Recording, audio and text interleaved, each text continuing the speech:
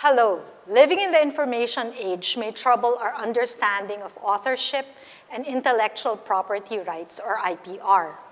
At a time when information is a major resource, we may think nothing of appropriating the work of others. Anyway, it's been uploaded to the internet. Academic ethics requires us to understand the spectrum of authorship and intellectual property rights. The leftmost image shows copyright and IPR, which are the strictest. In the middle is Creative Commons, which provides more freedom in varying degrees as dictated by creators of original work.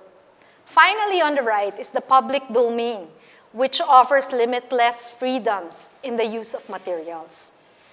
Copyright and IPR protect the work of original authors and creators. These works include publications like books and academic journals, musical compositions, artwork, visual design, film and video, and many others. You must realize that using these materials without permission is not only unethical, it is illegal. I'm not a lawyer, but this is how I understand copyright and IPR. Fair use, a legal term allowing the use of copyrighted work for educational purposes, also has its limits. Copyrighted materials may only be used without permission for commentary, critique, or parody.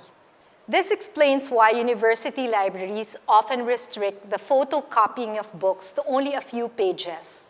As a faculty member, you must seek permission from each publication before copying and distributing copyrighted materials for your classes. Yes, the internet may provide you with soft copies of these materials, but to avoid infringement of these rights, provide your students with a link to the uploaded files by the original author or creator. Please note that IPR covers a range of materials including creative works like songs, melodies, photos, videos, paintings, and every possible creative output. In recent years, even popular platforms like YouTube and Facebook have policed its own content makers. You may instead consider taking advantage of materials with Creative Commons licenses. According to its website, Creative Commons is a global nonprofit organization that enables sharing and reuse of creativity and knowledge through the provision of the legal tools. There are 6 Creative Commons licenses. CC BY is the most lenient. You may distribute, remix, tweak, and build upon the work even commercially so long as you give credit to its creator. Attribution share alike allows you to distribute, remix, tweak, and build upon the work even for commercial purposes, provided that you give credit to the original creator and apply the same Creative Commons license to the new products you create. Attribution non-commercial allows you to remix, tweak, and build upon the work. The only conditions would be that you credit the creator and that the new works you produce would only be for non-commercial use. You are free to decide what kind of license to choose for your new works. Attribution non-commercial share alike, meanwhile, allows you to remix, tweak, and build upon the work for non-commercial use.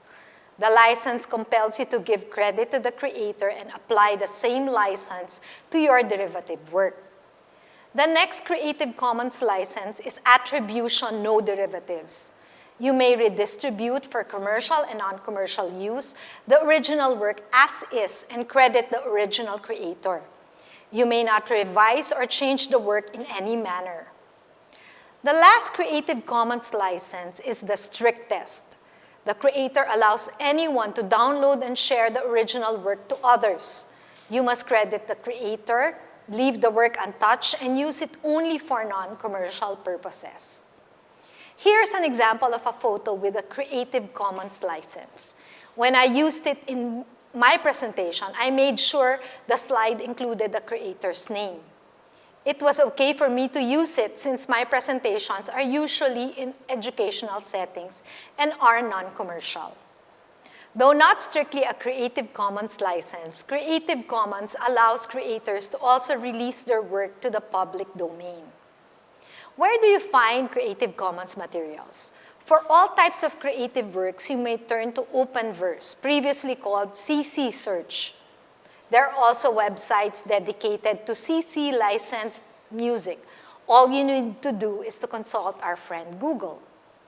For images, you can try Google Images.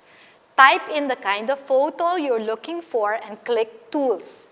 A drop-down menu will appear, allowing you to choose Creative Commons licenses. For videos, you can go to YouTube. Do the same thing. Type a search word and click the filters icon. The Creative Commons options is under the Features column. You may also check your favorite photo sharing website. For example, Flickr allows you to search images based on the type of license. Though I sometimes use materials with Creative Commons licenses, I'm more comfortable using works in the public domain. That's because there is no need to provide citations for photos I use in my presentation, such as this. All works in the public domain can be freely used by anyone since they are not covered by intellectual property laws. In the US, any copyrighted work before 1927 is automatically migrated to the public domain and loses its legal protection. Authors or creators may also choose to share their works by surrendering these to the public domain. These three icons are all from the public domain. This particular logo is actually a derivative of the original Creative Commons logo, which does not come with a heart. But according to Wikicommons, the site from which I got it, this logo image consists only of simple geometric shapes or text.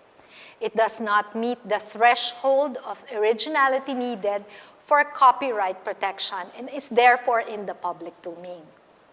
So where can you find public domain materials? For books, simply search for public domain books. There are sites dedicated to classics that you may freely download and print.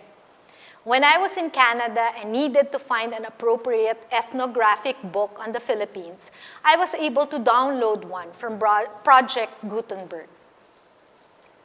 There are also websites offering countless photos in the public domain. For assorted media, you can try Wikimedia. Of course, you may check various websites for public domain music and videos. Here are a few more tips when using online materials. Assume these are protected by copyright and IPR. Make sure you check the copyright and Creative Commons license of materials you want to use. Acquire permission when needed. Provide proper citations and credit. And if you want to avoid issues, use public domain materials or create your own. We've reached the end of this video. Thanks for watching.